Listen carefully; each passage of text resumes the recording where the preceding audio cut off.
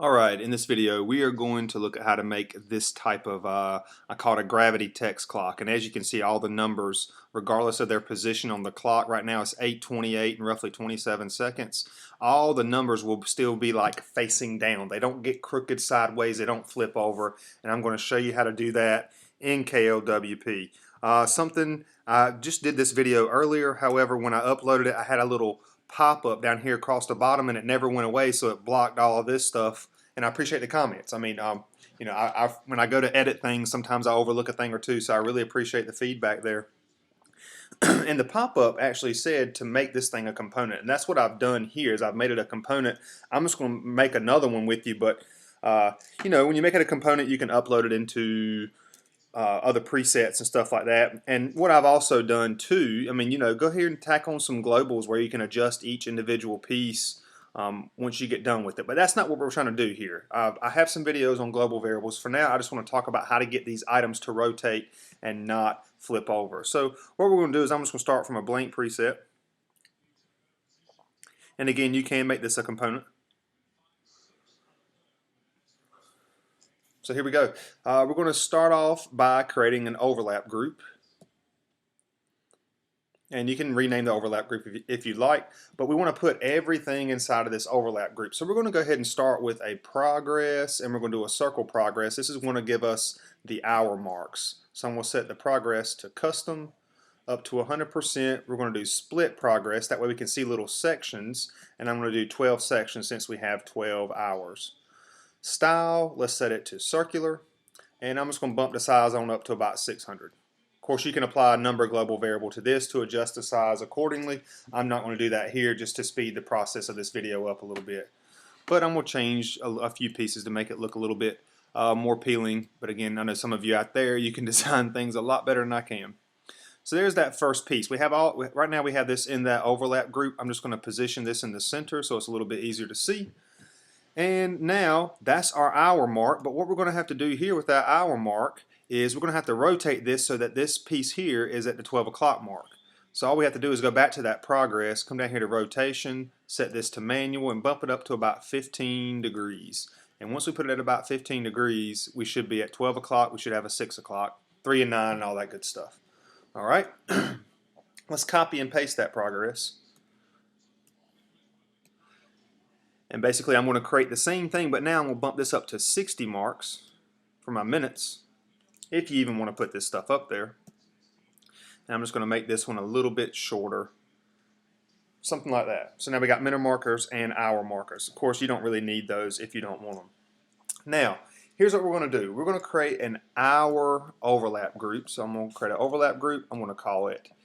And do you have to name these things? I'm going to name them just so I don't get confused, or if you're doing it, you want to rename these. I'm just going to put an H here for hour. And notice we are still inside of this single overlap group. So inside of hour, go ahead and do this. Add another overlap group in here, and you'll understand why right here in a second while I'm doing that. So we have the original overlap group with our progress, and then we have this hour overlap group. Inside of that we have yet another overlap group, so let's go inside of this one and let's add our text item. It's important that you add it in here, and you will understand that right here in a moment. And since this one is the hour one, I'm just going to do, if you want to keep the padding of 0, use HH, but for hours I don't care. If it's 8 o'clock, I don't have to see 08, so I'm okay with that. Now let's bump the size up on a little bit so we can see it. You can change your colors, apply some global colors and all that stuff to it. Now here's why we created 2 overlap groups for the hour. So again, going back to this plain one, the first one, this overlap group here that I called H, I'm going to go inside of it, but I'm not going to go inside this overlap group that actually has the 8 inside of it. This overlap group here, we want to apply some padding to get the 8 to go up to around the 12 o'clock mark. So right around there. Alright, let's go ahead and rotate this one. This one that we're applying the padding to, we want to rotate this, and basically since it's around 8 o'clock, we want it to be right here. Well, here's how we do that. We go to the layer for this overlap group that we just applied the padding to, we go to rotation, and we set it on hour hand exact. Boom, it's over here at 8. But see, notice the 8 is crooked, it's almost upside down. Well, that's why we created another overlap group inside of this thing. So This overlap group that we're in right now, H, this controls this type of rotation. Now when I go into this overlap group that actually has just the 8 in it, now we're going to apply some rotation to this that's going to rotate just this part here.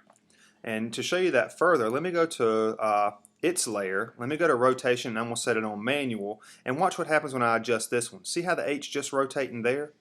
Because this overlap group, like I said, is going to control this, whereas that first one we did controls the rotation around the clock. Well, how do we get this thing to show up right? Well, there's 12 hours, or for one trip around the clock is 12 hours. So we're going to apply a code here. And the code is going to be, take whatever hour it is, let's divide it by 12. Basically, we're figuring out what percentage is it around the whole clock. And then we want to multiply this by 360. But if we just left it like that for right now, I need to apply my dollar symbol.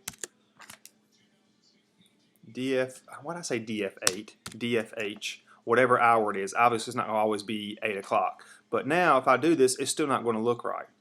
What we have to do is apply a negative. We want it to rotate in the opposite direction. And this should fix that 8. Now our 8, regardless of where it is, of course when it becomes 9, it's going to be here, but it's not going to be upside down. When it becomes 10, it's still going to be looking like gravity is holding it down. It's not going to flip over, get crooked, or anything like that. And that's why we need 2 overlap groups inside of that H. Or we need the H overlap group and then an overlap group inside of that. I hope that makes sense. Now, let's go back to that 8. I'm just going to change its color. Of course, apply some global colors to this to make it more appealing. But I'm just going to throw a red up there so that way we can clearly see the 8. Alright, so it's 8:35 right now. Let's go back into the original overlap group that has progress, the 2 circles.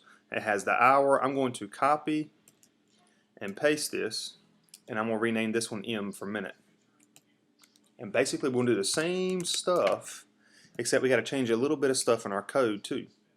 Now, inside of this minute overlap group, remember, we copied it, so it's going to have this overlap group inside of it. We don't have to change this padding unless you want the minutes. Sure, if you want the minutes to be a little bit further on the inside, something like that, you can adjust that padding.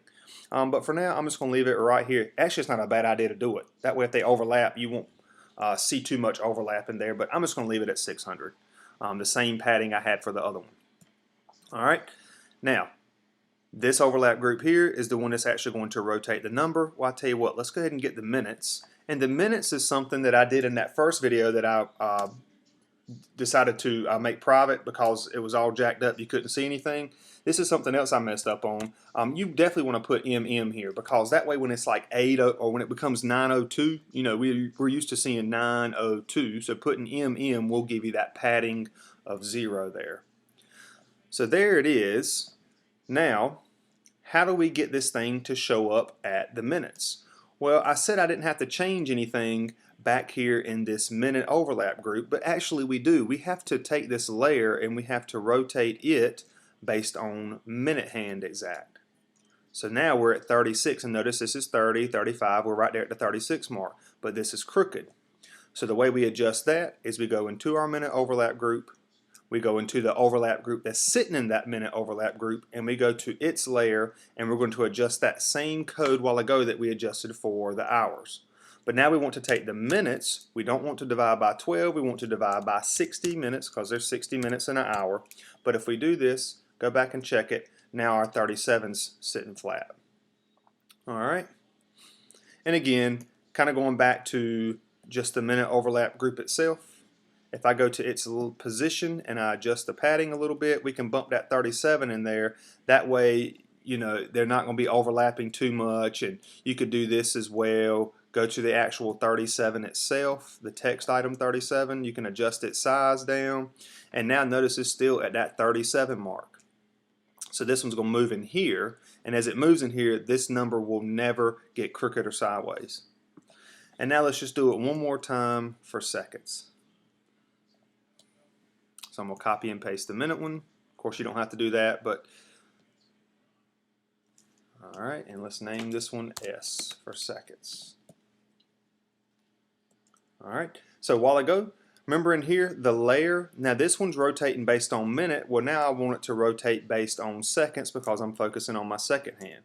So as you can see, this 38's up here, it's all flipped upside down, where we're going to have to definitely do a little bit of tweaking there, but we will fix that right here in a moment. The overlap group for second.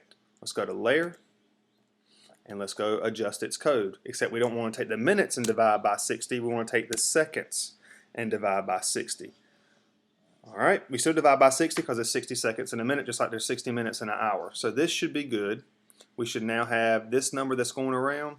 Now, as you notice, it's not changing. It just says 38 the whole time because we never actually changed the number inside of here.